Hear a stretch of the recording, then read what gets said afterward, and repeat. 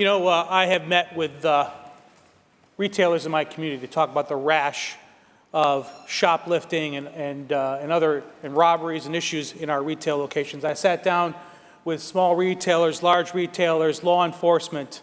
The biggest threat to them has been the change of policies in this chamber.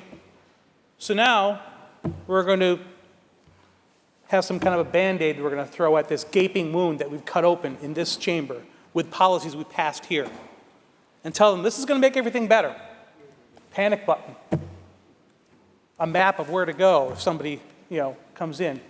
This is about the fact that we have emboldened criminals to come in and brazenly steal and then release them again to go do it again. This is not going to make a difference here. In fact, we're giving a false sense of security, I believe, with this bill. We're telling them that the panic button, and I heard the sponsor say, well, if they had a confrontation with their manager, I did not hear that. Okay, so you have a bad conversation with your manager, you're going to hit the panic button? Is that what we want our law enforcement responding to?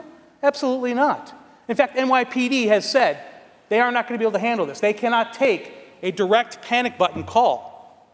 So how is this going to function? Particularly when we start talking about folks that are really big proponents of defund the police. Less money, less cops, more calls, which is what this bill is going to do. Hypocrisy, absolute hypocrisy.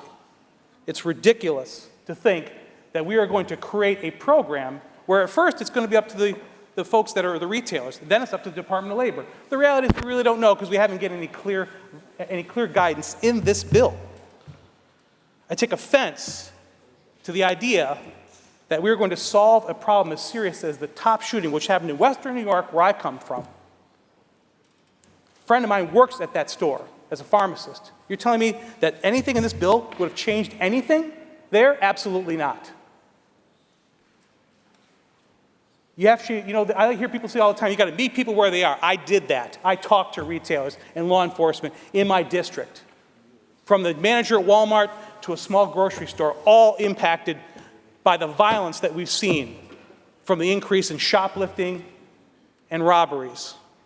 This bill isn't going to do anything to help those folks, but we're going to give this false sense of security that we've done something, when the reality is we have to fix what we've broken here, and we have to reform the so-called criminal justice reforms. I'll be voting no. Thank you.